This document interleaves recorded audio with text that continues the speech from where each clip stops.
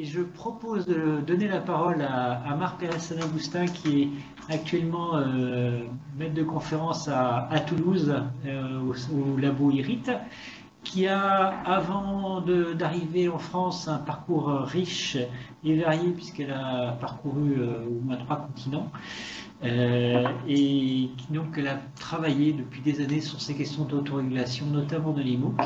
Et là, elle démarre un projet ANR jeune chercheur qui a démarré en même temps que le nôtre, autour des questions qui sont assez proches. Et à mon avis, il y a vraiment des discussions à entamer, à continuer, à développer avec Marc, parce il y a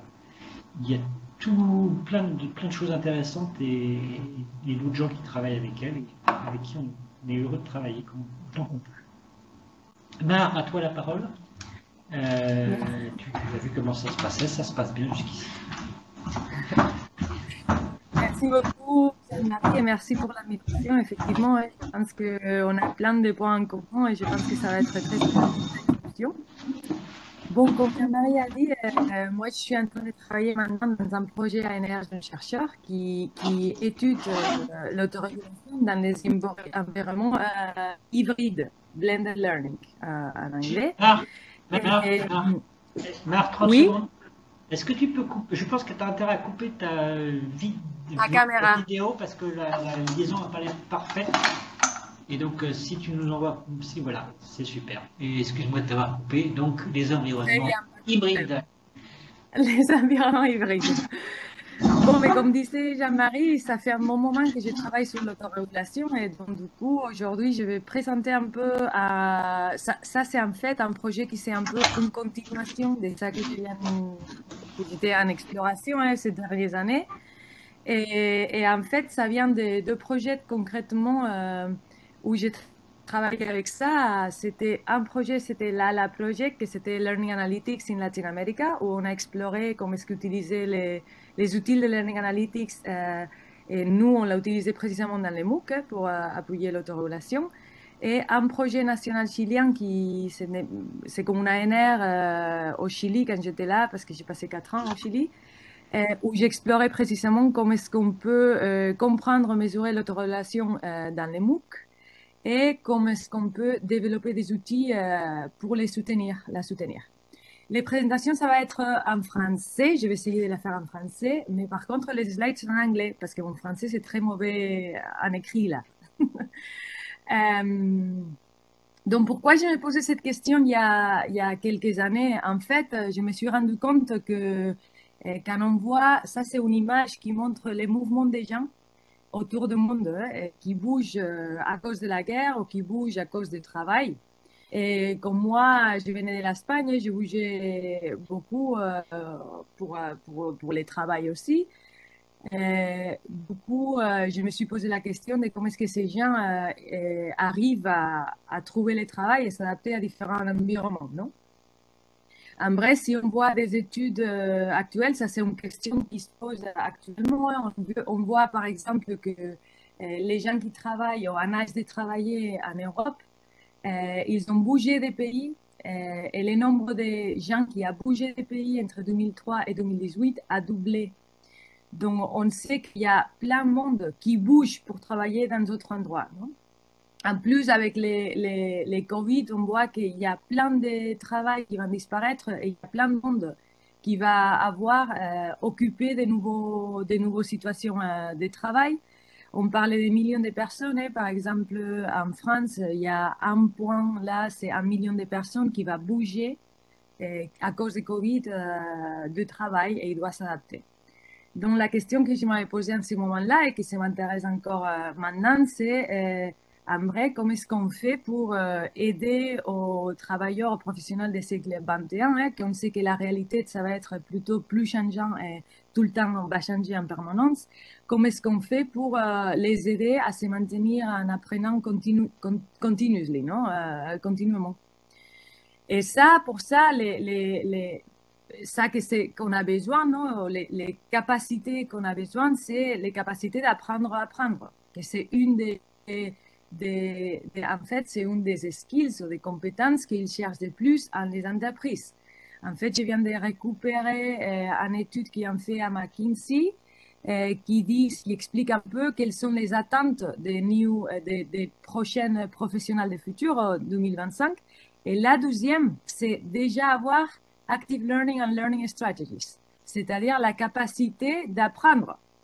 Et ça, c'est assez intéressant parce que ça veut dire que nous, dans les universités, on doit être capable au moins de montrer à nos étudiants, pas que des connaissances, mais aussi cette capacité, les aider à développer cette capacité. En fait, c'est intéressant, notre étude que j'ai vue là, européenne de la OECD, c'est juste jusqu'à 2005 les données, c'est un peu ancienne, mais par contre, elle disait qu'une des skills basiques à développer sont les learning strategies et qu'on était assez bas. Les 1, c'est les maximums, dont par exemple la France était à 0,3. C'est-à-dire notre travailleurs ne sont pas encore capables de bien développer leur stratégie d'apprentissage. Donc, moi, j'avais posé cette question il y a longtemps et je continue à avoir des études où ça, c'est encore un besoin. Et en cherchant un peu qu'est-ce qu'on pouvait faire pour essayer d'améliorer cette compétence d'apprendre à apprendre, je me suis rendu compte qu'une des habiletés les plus importantes, c'était l'autorégulation, c'est-à-dire la capacité de moduler de mettre en place des activités métacognitives, cognitives, de planification, de monitorisation, etc., qui nous permet à apprendre. Et en fait, au contraire de ça que j'ai trouvé dans mes études, mais il y a une étude récente qui dit que les capacités d'autorégulation ne sont pas nécessairement liées à un niveau éducatif. C'est-à-dire, tu peux étudier beaucoup, tu peux avoir un bac plus 5, mais après, pas avoir certaines habilités qui sont liées à cette capacité d'autorégulation. Et ça nous pose une grosse question, non? Parce que nous, on est profs à l'université, on essaie de former nos étudiants pour le futur, et on voit qu'on n'arrive pas complètement à les aider à avoir cette capacité ou habilité, non? Que c'est super important pour le futur. Donc la question qu'on se pose dans les projets, c'est comment est-ce qu'on peut, dans les higher education, je centre qu'en éducation supérieure, comment est-ce qu'on peut améliorer ces habilités-là. Et c'est pour ça qu'on a proposé l'ACER, que c'est Learning Analytics for Blended Learning. Ça dure jusqu'à 2025, et ça a démarré cette année en avril, et on a commencé à faire certaines choses. Et aujourd'hui, à part de donner une petite perspective générale de qu'est-ce qu'on va faire avec ces projets, je vais surtout me concentrer dans tous les travaux antérieurs que j'ai fait avec les MOOC qui m'ont aidé à poser cette question-là de ce projet.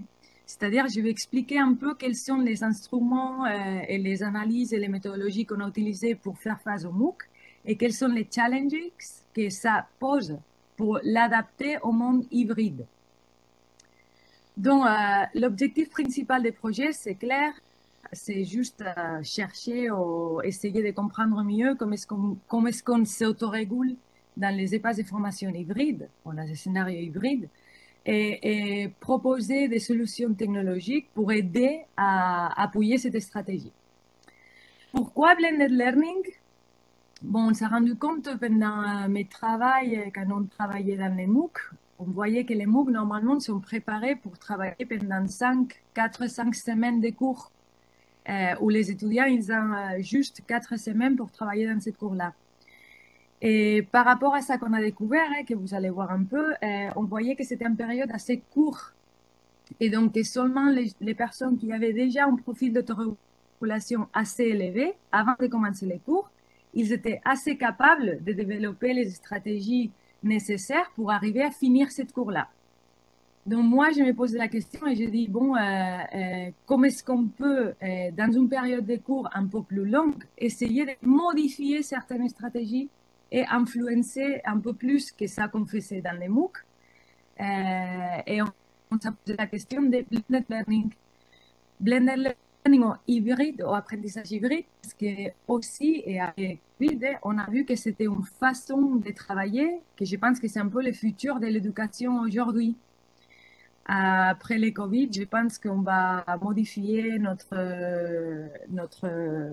façon d'apprendre à l'éducation supérieure. On va passer de l'apprentissage plus traditionnel qu'on connaissait et on va profiter de tout ça qu'on a appris pendant la pandémie, j'espère, pour combiner un peu plus la technologie et les classes présentielles, non? Et profiter les meilleurs de la présentialité et les meilleurs des digital. Donc, c'est pour ça qu'on a choisi cet environnement, aussi parce que ce sont des environnements où on travaille normalement avec des scénarios d'apprentissage long terme. C'est-à-dire, nous, on peut voir nos étudiants pendant 15 semaines, et pendant 15 semaines, on peut faire une évaluation un peu plus longue de l'évolution de cette stratégie, que c'était assez compliqué de comprendre dans l'environnement MOOC.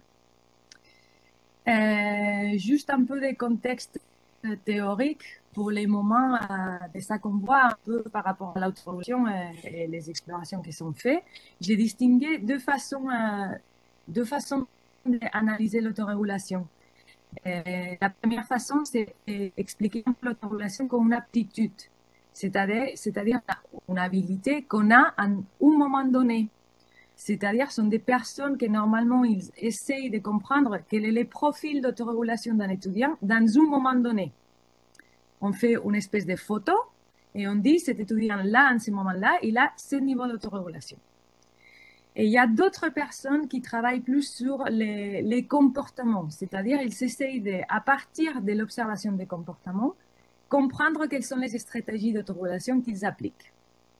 Nous, dans notre travail, on a fait un peu une combinaison des deux façons de voir l'autorégulation. C'est-à-dire, on utilise des instruments déjà validés par la bibliographie pour capturer quel est le profil d'autorégulation des étudiants dans un moment donné.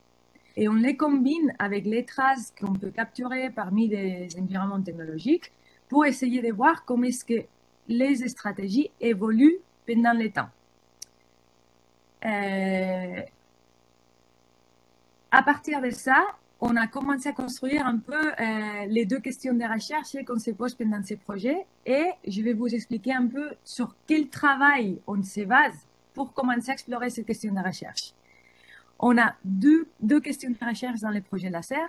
La première, c'est comment est-ce que les capacités d'autorégulation et les stratégies se manifestent dans un environnement hybride où on a une combinaison d'activités en ligne et activités en cours et hors cours, à la maison.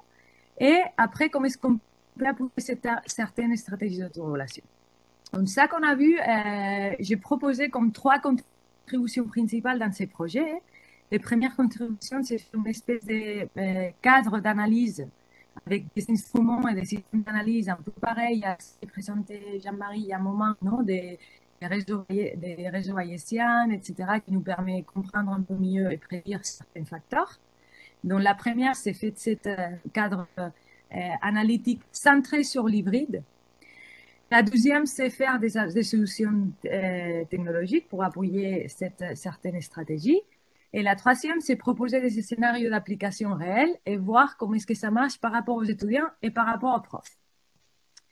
Qu'est-ce qu'on a fait jusqu'à maintenant et en quoi on se base pour faire tout ça? Bon, je vais présenter pour chacun des objectifs où on est et quels sont les travaux qu'on prend comme référence pour les faire. Je pense que ça peut être intéressant pour le projet Xscale parce qu'on prend comme référence le travail qu'on avait fait sur autorégulation sur les MOOC. Par rapport à l'Analytical Framework, qu'est-ce qu'on a fait? Alors, comme je vous avais dit, on va prendre comme référence des instruments. On va faire une mix method, ça qui mentionnait Bernadette il y a un moment. On fait toujours les mix methods. Nous, on utilise des données quantitatives avec des données qualitatives et on essaie de les mélanger pour extraire des findings un peu plus complets. Qu'est-ce qu'on a fait avec les MOOC et qu'est-ce qu'on va reprendre pour cette situation-là hybride? Une chose qu'on avait vu que c'était assez intéressant, c'était prendre des instruments déjà définis pour les psychologues pour mesurer l'autorégulation des étudiants comme profil. Cette idée d'étudier l'autorégulation comme une espèce d'aptitude à un moment donné. Et nous, on a essayé ça et on a lancé ces instruments déjà validés par la bibliographie et un peu adaptés parce qu'on les a adaptés au contexte online et au contexte MOOC concrètement. On s'avait basé sur ça, sur certains travaux de Benavent, que vous allez voir dans les publications. Tous ces travaux sont déjà publiés, donc vous allez voir toutes les références dans les publications. Nous, on avait appliqué cet instrument dans un MOOC, dans plusieurs MOOC en fait, et on avait récupéré l'information de 4831 étudiants, et on avait analysé quelles étaient les stratégies d'autorégulation des étudiants. Et on a observé ces graphiques, c'est un des graphiques que je vous montre, je ne vais pas tout montrer.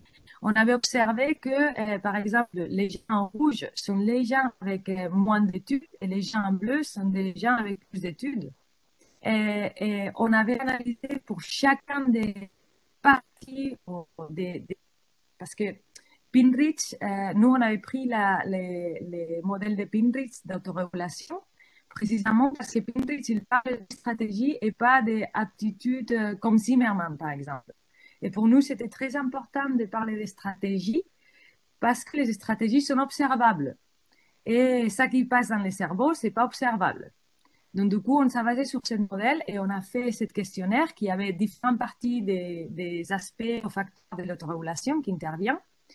Et on avait vu que, par exemple, help seeking, c'était une des habilités les moins utilisées dans un MOOC.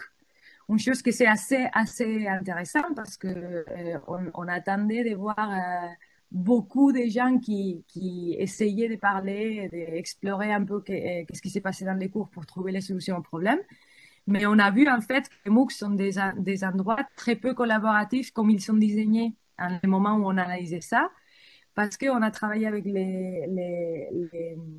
la plateforme Coursera, et Coursera n'est pas désignée pour promouvoir, par exemple, l'apprentissage collaboratif.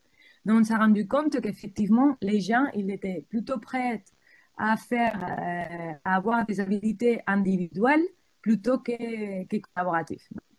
Bon, les conclusions de cette étude sont plusieurs. Je vous ai laissé juste ça pour vous montrer qu'en utilisant des instruments déjà définis pour la bibliographie, nous, on a pu récupérer et classifier les étudiants au début des cours comme higher profile, c'est-à-dire un profil haut d'autorégulation et un profil bas d'autorégulation. Et on a fait certains calculs et analyses pour observer que effectivement, si tu as une éducation plus élevée, tu as un profil plus élevé d'entrée, non? Et une chose qui c'était très importante, c'est que si c'est important pour le travail, les MOOC que tu vas faire, c'est-à-dire si tu penses que les MOOC que tu vas faire, ça va avoir un impact très important dans ton travail actuel, ça reportait des meilleurs profils d'autorégulation. Et ça, c'était assez important parce qu'on se rend compte que pas seulement l'éducation, c'est important, le niveau éducatif, mais aussi l'intérêt de la répercussion que le MOOC va avoir sur ton profil professionnel. Ça fait élever ton auto-perception d'autorégulation par rapport à cette cours. Ça, c'est une des outils qu'on va continuer à utiliser pendant ces projets-là, c'est-à-dire on va utiliser toujours des instruments déjà définis pour la bibliographie et qu'on va évaluer dans le cadre du projet pour voir si effectivement on peut extraire à partir de ces instruments des self-perception, c'est toujours auto-reporté, et capturer un peu quelle est la perception ou l'auto-perception d'autorégulation des enseignants et des apprenants. Après, une autre chose qu'on va utiliser pour l'Analytic Legal Framework, et ça peut être intéressant aussi d'appliquer à Xscale, c'est on a utilisé deux techniques différentes pour analyser un peu qu'est-ce que c'était l'autorégulation. On a capturé les traces qui nous permettaient de capturer l'application sur 4831 étudiants. Et on avait les traces des interactions avec les contenus des cours, principalement. On avait les traces sur les fois qu'ils avaient regardé en vidéo, les fois qu'ils avaient consulté en PDF, les fois qu'ils avaient, combien de temps ils avaient fait des séances, etc. Et on a analysé toutes ces données, on les a croisées avec leur profil d'autorégulation. Et on a utilisé deux techniques. La première technique, c'est statistique analysis descriptive, pour voir qu'est-ce qui s'est passé. On a fait un peu de factorial analysis pour comprendre quels sont les facteurs qui affectent plus un certain comportement. Et après, on a fait une chose qui c'était assez innovant par rapport à la bibliographie dans ce moment-là, que c'était appliquer process mining. Process mining, c'est une area de recherche qui analyse les traces de données comme un processus. Ils essaient de capturer qu'est-ce qui se passe dans l'étape, quelles sont les étapes qui suivent certaines toujours, process mining, c'était toujours appliqué surtout dans le contexte plutôt administratif, management d'entreprise, etc. Et nous, on l'a essayé d'appliquer dans les contextes éducatifs pour voir quels étaient les patrons, les patterns d'apprentissage qu'ils suivaient les étudiants. Et par rapport à ça, on a croisé certains patterns, on les a fait une équivalence, c'était un effort théorique dans ces cas-là, on a observé ces patterns, on les a alignés avec les cadres théoriques de l'autorégulation et on a dit, bon, cette patron-là, ça correspond à la métacognition, cette patron-là, ça correspond à la stratégie de révision, etc., par rapport à la bibliographie. Et on l'a analysé chaque patron par rapport au profil d'autorégulation pour voir quels étaient les patrons qui suivaient les étudiants avec un profil plus élevé d'autorégulation et quels étaient ceux qui suivaient avec un profil d'autorégulation plus bas. Ça sont les conclusions qu'on a extraites par rapport à notre cours. On a vu que, par exemple, les gens avec un profil d'autorégulation, ils suivaient les patrons d'apprentissage les plus similaires à ça qu'on attend les profs. Par exemple, ils étaient très organisés alors de voir, de suivre les matériels comme il était désigné dans les cours. Et en plus, ils revisitaient beaucoup les matériels dans des moments spéciaux, par exemple dans des moments où il y avait un examen ou dans les moments où il y avait une évaluation concrète. Après, on a vu que les gens plus autorégulés, ils utilisent plus des stratégies comme goal setting, c'est-à-dire la capacité de planifier ou définir quels sont les objectifs que tu vas arriver à faire ou d'apprentissage que tu as. Et strategic planning, c'est-à-dire comment est-ce que je m'organise pour arriver à ces objectifs. Self-evaluation, c'est-à-dire la capacité de voir où on est par rapport au cours et comment est-ce que je suis avancée. Et ça, c'est un peu de relation avec ça que disait Bernadette, de prendre conscience de ça que tu fais dans le numérique un peu. Et task stratégie, c'est-à-dire tu définis une ligne, définir un conjoint des tâches pour les stratégies que tu vas suivre pour arriver à faire ces tâches. Et en plus, on voyait que ces gens-là, ils investissaient plus de temps à revisiter les parties de la semaine. C'est-à-dire, ils essayaient de revoir où est-ce qu'ils avaient fait de mauvais choix pour essayer de faire les suivantes évaluations un peu mieux. Comment est-ce qu'on va faire ça? Comment est-ce qu'on va appliquer ça dans notre projet pour Blended? Bon, on a vu que la partie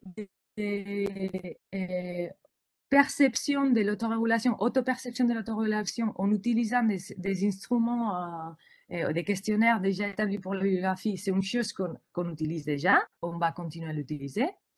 Et par contre, dans la partie des analytics, il faut qu'on travaille un peu mieux, en fait, parce que un des challenges de l'hybride, c'est qu'on fait des choses en cours et on fait des choses dans le numérique.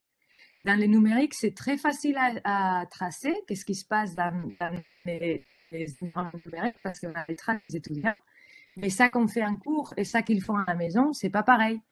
Du coup, un des challenges de ces projets, c'est essayer de trouver quelle technique d'analyse on peut avoir pour combiner ce qui se passe dans les différents comptes d'apprentissage, c'est-à-dire à la maison, en cours et sur la plateforme, pour voir si on peut voir que les stratégies par rapport au contexte changent, que c'est ça qui dit la théorie, et nous, on voudrait savoir un peu plus par rapport à ça. Une fois on avait fait ça et on avait découvert avec les cours quelles étaient les stratégies, les succès des étudiants dans les cours, on s'est proposé de faire certaines solutions analytiques d'apprentissage pour aider aux étudiants à développer cette stratégie qu'on a vu que c'était le plus important pour être efficace dans cette cours-là. Pour faire cela, on a travaillé, comme disait Jean-Marie, avec une solution qui était externe à la plateforme, surtout parce qu'on travaillait avec Coursera. Et Coursera est privé, et une entreprise privée, on n'avait pas accès au code et on avait juste essayé de trouver une solution pratique pour capturer et pour montrer aux étudiants les solutions qu'on proposait et en même temps capturer un peu les traces sur l'outil qu'on venait de développer. Donc, on a fait une espèce de plugin, en fait, c'était un plugin pour Chrome qui permettait à l'étudiant de voir et de regarder un peu l'information qui s'alignait mieux avec les stratégies qu'on avait observées être plus importantes pour réussir dans les cours de MOOC. Concrètement, on a proposé certaines visualisations des données. On a travaillé toujours sur l'idée qu'on ne voulait pas intervenir de façon directe sur les étudiants, on voulait juste proportionner des awareness, c'est-à-dire de l'information pour qu'ils prennent ou qu'ils changent ses habitudes et ses actuations par rapport à ça qu'ils voient d'eux-mêmes. Et on a décidé de montrer leur activité à eux de façon personnalisée, mais en choisissant cette visualisation qui alignait parfaitement avec les stratégies qu'on avait découvert que c'était bien pour réussir dans les MOOC. On avait vu, par exemple, que la planification, les stratégies planning, les temps investis dans les fonctionnalités, les ressources que tu avais revisitées, etc., c'était important. Donc, on a choisi cette visualisation. On a fait en plus une étude, une review de la littérature. On a cherché quels étaient les types de visualisation utilisés dans les différents outils dédiés à l'autorégulation dans la bibliographie. Et on a sélectionné parmi cette stratégie plus les visualisations qui étaient les plus intéressantes. Un dashboard assez complet où on montrait à l'étudiant les temps investis dans les différentes ressources, quels jours ils investissaient plus de temps ou pas, quelles étaient les activités où ils en dédiaient plus de temps ou moins, quand est-ce qu'ils l'avaient dédié, etc. Et ça, comparé s'ils voulaient avec les restes des étudiants. On a fait ça, c'était une étude, on a utilisé ça pour voir quel était l'impact d'utiliser cet outil. Et on l'a mis dans deux MOOC et on a eu 263 étudiants qui, de façon volontaire, ils ont téléchargé les plugins, ils ont installé pour suivre les cours. Effectivement, on peut penser que ces 263 sont les plus motivés. Donc ça, c'est une des limitations de notre étude. On compte sur normalement les apprentis les plus motivés et sûrement les plus autorégulés. Et on a essayé de voir s'il y avait quel impact par rapport à ceux qui ne l'avaient pas installé. Donc, comment est-ce qu'on a fait ça? Pour ça, on a suivi certaines méthodologies. On a utilisé les questionnaires d'autorégulation comme base pour analyser les populations des contrôles expérimentaux, où l'expérimental, c'était les personnes qui avaient utilisé le plugin et les contrôles, ceux qui ne l'avaient pas utilisé. Mais pour faire la comparaison fiable, pour la faire statistiquement significatif, on a comparé que les groupes de personnes dans les contrôles expérimentaux avec des profils d'autorégulation similaires. Et ça nous servait comme poste pour contrôler la population et pour essayer d'isoler les facteurs de je suis plus motivé et je m'installe les plugins. Et là, on a vu par exemple que les facteurs les plus importants dans l'autorégulation, qui impactaient l'autorégulation, c'était surtout l'effet d'interagir avec certaines fonctionnalités de cet outil. La première, c'était goal setting. On avait défini un outil où les étudiants ils pouvaient définir les tâches qu'ils allaient faire cette semaine-là. C'est cette troisième colonne des graphiques-là. Et ils décidaient quelle tâche faire et après on leur montrait s'ils avaient réussi à faire cette tâche et combien de temps ils avaient dédié à cette tâche. Et ça, c'était une des fonctionnalités, c'était la plus corrélée a un facteur de plus influence d'avoir réussi les cours est lié à l'autorégulation. Après, il y a aussi les settings de self-reflection, c'est-à-dire tous les outils qui ont donné sur les reflets d'eux-mêmes sur la plateforme, les nombres de ressources qu'ils avaient révisées, les temps qu'ils avaient dépensés, etc. C'était très lié aussi. Et finalement, la partie de social interaction, c'est-à-dire la partie où eux, ils pouvaient se comparer avec ses copains par rapport à leur activité. C'est-à-dire, eux, ils étaient capables de voir si leur activité, c'était similaire à celle-là que les autres, ils faisaient dans les cours. Et ça, c'était très corrélé aussi. Donc, nous, on a fait, en voyant ces résultats, on a essayé de faire un nouveau outil, l'adapter plutôt pour les blended. Et on a déjà un outil qui est installé sur modèle de l'université Paul Sabatier et l'université UT1, aussi UT2, pardon, à Toulouse, Mirail, où on a fait un outil similaire à celui-là qu'on avait testé sur les MOOC, mais adapté pour les blended, où on a éliminé certaines visualisations qui n'étaient pas assez utilisées pendant les MOOC, et on a vu que ce n'était pas corrélé au bon développement de ces stratégies d'autorégulation. Et on a choisi ces visualisations qui étaient intéressantes. Et aussi, on a fait une visualisation pour les profs. Donc maintenant, en proportion aux profs et aux étudiants en visualisation, les profs, ils ont la vision de toute l'activité de leurs étudiants par rapport à leur stratégie de relation pendant les cours. Et les étudiants, ils voient eux-mêmes par rapport et comparé avec ses copains.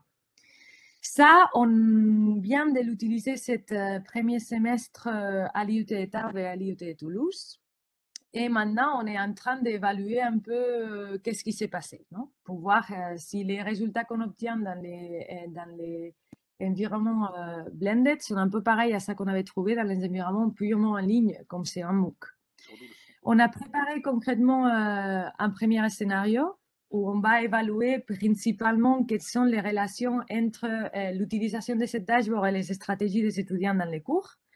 Et on va évaluer ça avec 300 étudiants, que c'est des GEA et des TC, ils ont une population assez similaire, dans les IUT de Toulouse et de Tarbes. On n'a pas de résultats encore, on est en train de les évaluer. C'est Esteban Villalobos, qui je pense qu'il est présent et qui est en train, c'est l'étudiant de doctorat qui travaille sur ça. Il est en train d'analyser qu'est-ce qui s'est passé un peu et on va voir un peu un article, on essaie d'écrire un article pour avril et on va voir un peu quelles sont les mesures qu'on utilise pour ce contexte concret et quels sont les impacts d'utiliser cet outil dans ce contexte. Et finalement, on va voir un deuxième scénario où on va évaluer une chose qu'on s'est rendu compte, c'est que c'était assez important aussi dans les scénarios MOOC, que on part de la base quand on applique cet outil basé sur dashboard, on part de la base, on assume que les étudiants et les profs sont capables de comprendre ça qu'on leur montre. Mais on a vu que ça, ce n'est pas toujours le cas. C'est-à-dire, nous, on fait plein de visualisations hyper cool parce qu'on est informaticien et on pense que c'est super compréhensible. Mais en fait, les étudiants, ils n'ont pas nécessairement les habilités ou les compétences pour comprendre ça qu'on les montre. Donc, une des choses qui a apparu pendant cette première expérimentation, c'est essayer de voir si effectivement, eux, ils peuvent comprendre ça qu'on leur montre. Et pour faire cela, on a défini un instrument autoreporté qui s'appelle SenseMaking pour voir si ça qu'on lui montre a du sens. Et je pense que ça, c'est assez intéressant à évaluer. On ne l'a pas validé encore, mais on va le valider bientôt et on va voir si cet outil, c'est assez intéressant pour évaluer la compréhension.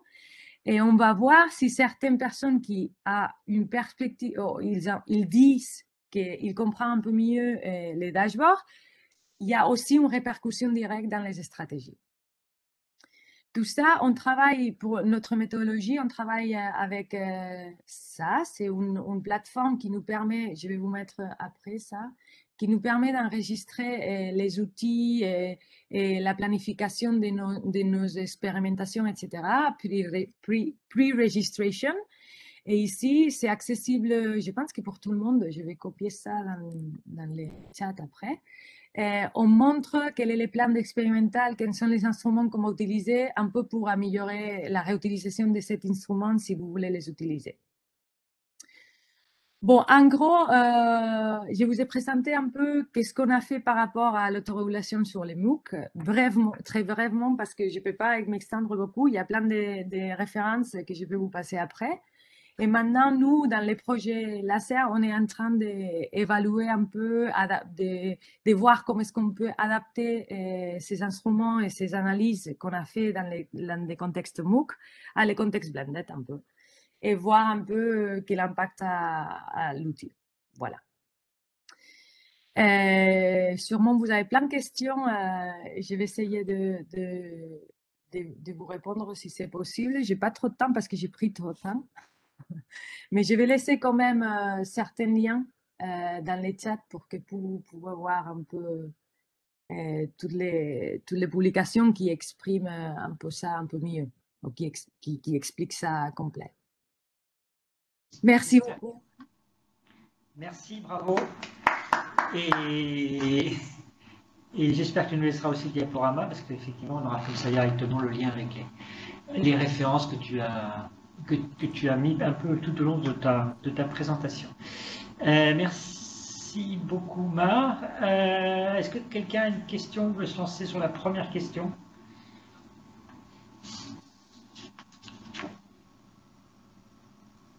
Levez la main, prenez le micro, allumez votre micro avant de parler.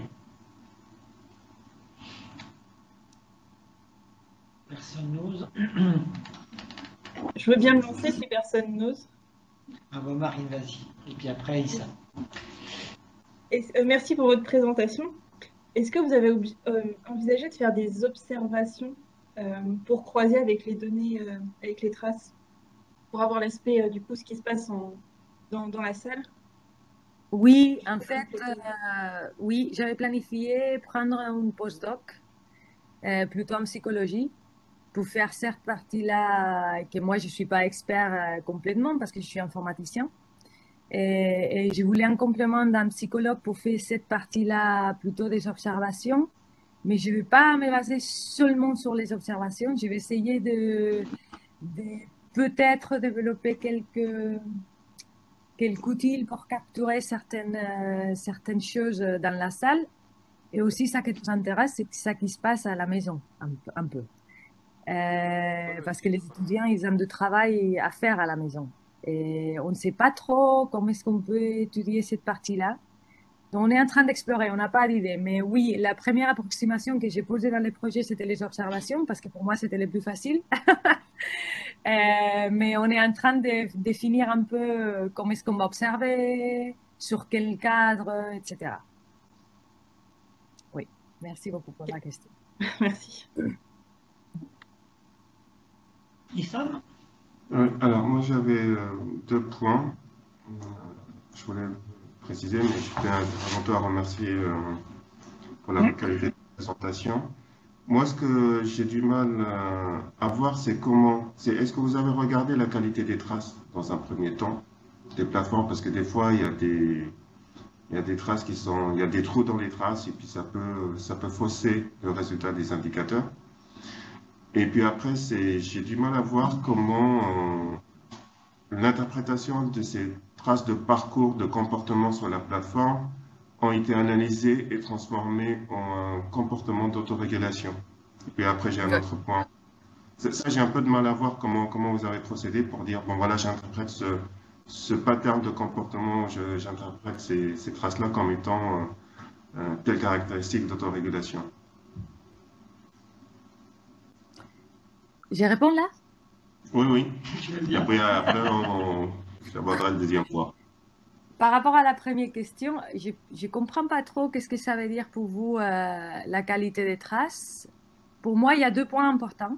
Un, c'est nous, on ne pouvait pas changer la qualité des traces par rapport à ça que nous donnait Coursera. Donc, on prenait les traces données par Coursera, point final.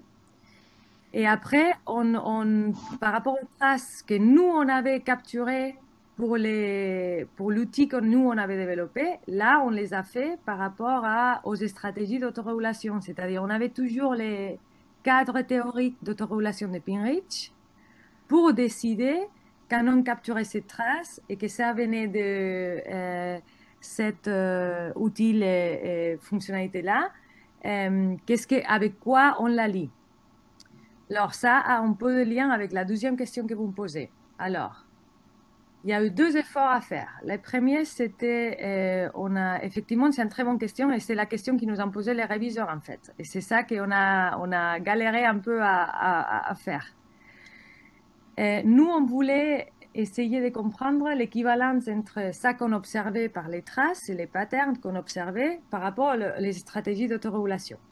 Ces sautes-là, c'est pas direct. On ne peut pas les faire. C'est un peu un exercice théorique. Donc, ça qu'on a fait, c'est réviser comment est-ce que tous les auteurs dans la bibliographie définissaient toutes les stratégies qu'on essayait de capturer.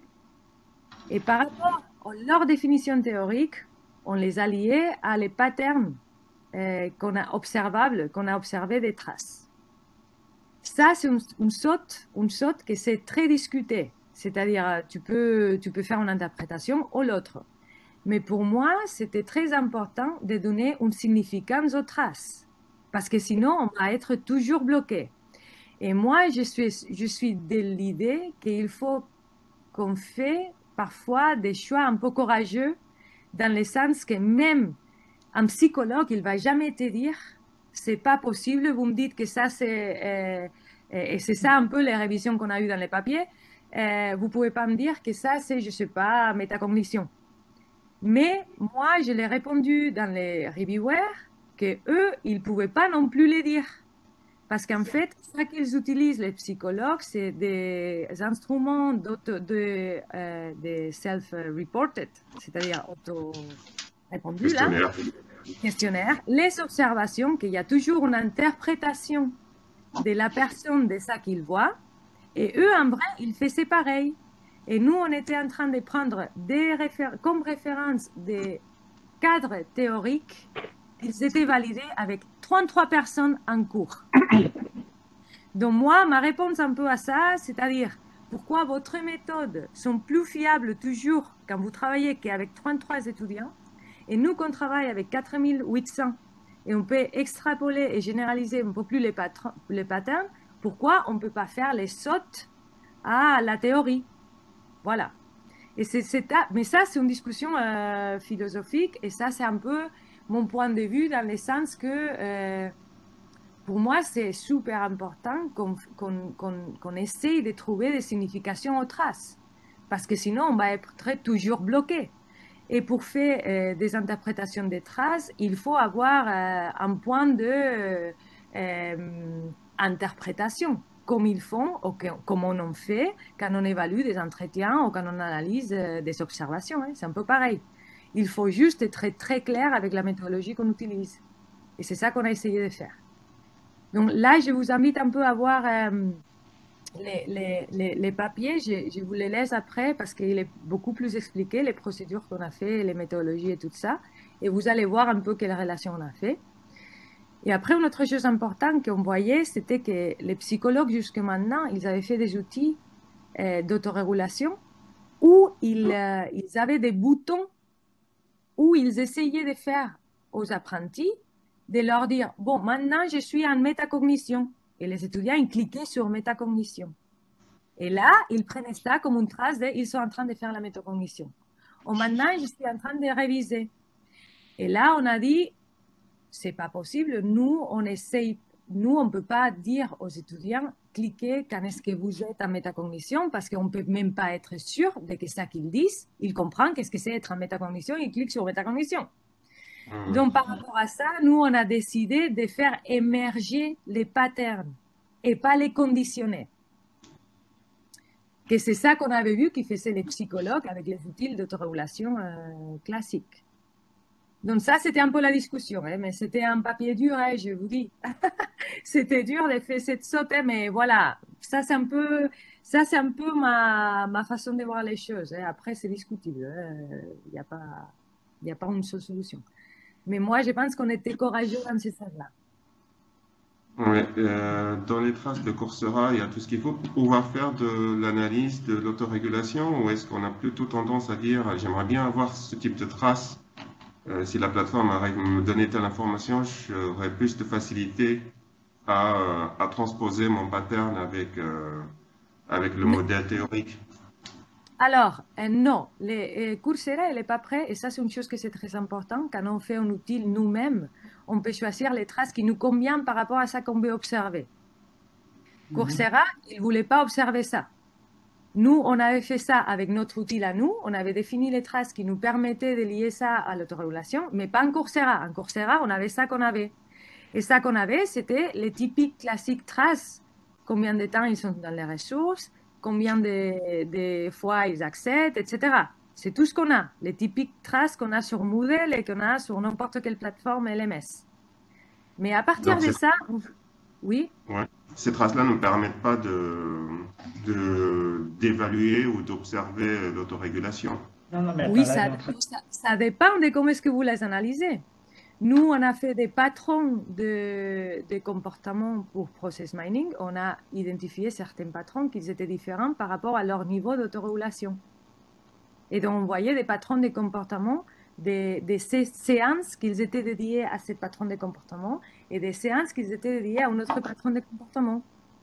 Donc, je ne sais pas pourquoi vous voyez une limitation alors d'observer l'autorégulation. Parce qu'à la fin, c'est comment est-ce que vous analysez les données, ça que vous pouvez arriver à observer. Je veux dire, l'unique chose observable, c'est ça qu'ils font et ça qu'ils font dans la plateforme. Et à partir de ça qu'ils font, on peut évaluer un peu quelle est l'évolution de leur interaction. Et quand est-ce qu'ils se produisent et pourquoi, et quels sont les changements dans les cours qui se sont passés pour voir pourquoi ils ont changé. Donc, je ne sais pas pourquoi vous avez du mal à croire qu'on peut évaluer ça à partir des traces simples. Non, parce que c'est compliqué.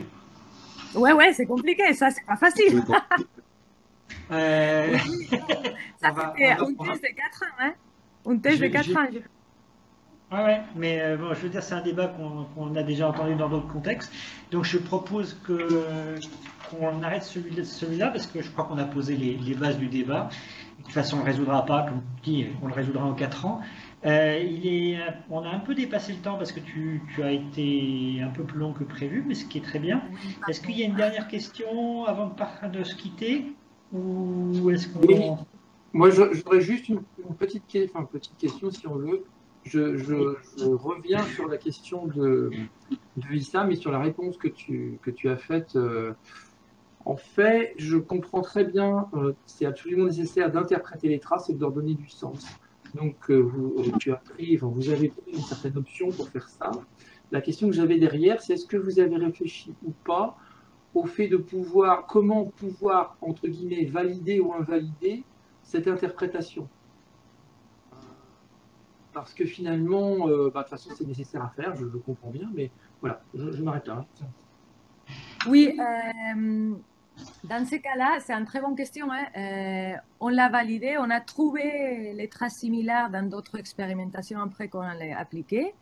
Il y a certains chercheurs qui ont utilisé les mêmes techniques et ils essayent de trouver les mêmes relations. Et on a parlé surtout avec des psychologues pour voir si cette interprétation, c'était pour eux la correcte. Après, c'était un travail qu'on a fait avec un psychologue aux États-Unis aussi, qu'il avait plein de collègues et qu'ils ont essayé de voir les corrélations. Mais c'est toute l'évaluation qu'on a fait, il n'y a pas plus que ça. C'est-à-dire, les gens, ils essayent d'utiliser ça, ils essayent de trouver s'ils ont fait pareil ou pas, et après, voilà. Oh, mais c'est très bien. Oui. Ça, c'est la publication, on explique un peu qu'est-ce qu'on avait fait. Ok, merci.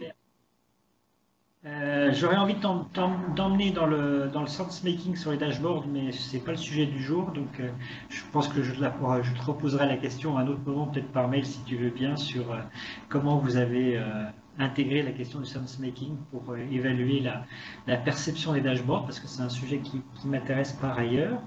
Mais on ne va pas rentrer dedans maintenant, parce qu'on n'a pas le temps, malheureusement. Donc à très bientôt, Mar, et merci encore. Merci.